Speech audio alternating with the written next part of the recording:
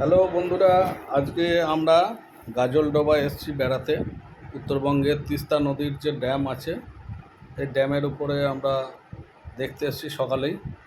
গাজলডোবা, এখানে তিস্তার ব্যারেজ আছে, সেখানে আমরা একটা ছোট ভিডিও করছি। আমরা অফিস কলিগদের নিয়ে এসেছি বেড়াতে গাজলডোবায়। আমরা শিলিগুড়ি থেকে এসেছি গাজলডোবা। এই যে তিস্তা নদীর ড্যাম, এখানে শীতকালে প্রচুর পাখি আসে, পরিযায়ী পাখি অনেক রকম আছে।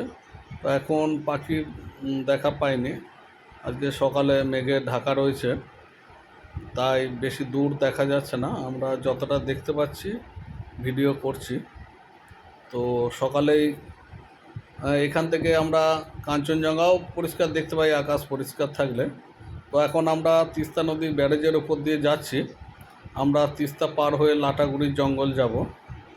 তো তিস্তা ব্যারেজের এই যে ড্যাম অনেকটাই লম্বা, প্রায় 1 কিলোমিটারের ওপর। তো আমরা তিস্তা নদীর ড্যামের ওপর দিয়ে যাচ্ছি। বাঁদিকে তিস্তার জল আটকে রাখা আছে। এখান থেকেই তিস্তার জল ক্যানেলে করে শিলিগুড়ি চলে গেছে,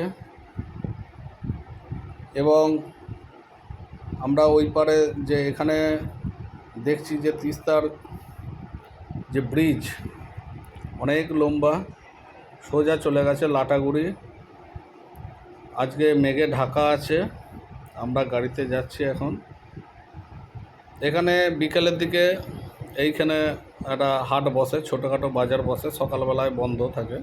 বরেলি মাছ পাওয়া যায় এখানে। বরেলি মাছ ভাজা খেতে খুব ভালো লাগে। বিকেলের দিকে যদি আসেন, বহু লোক আসে ট্যুরিস্ট এখানে ঘুরতে। এখানে অনেক পাশাপাশি রিসর্ট আছে, আমরা ওয়াচ টাওয়ারটাও দেখলাম।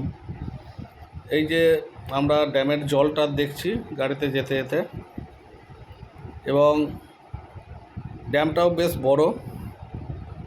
তো সকলকেই, বন্ধুদের দেখার জন্য আমরা এই ভিডিওটা করলাম।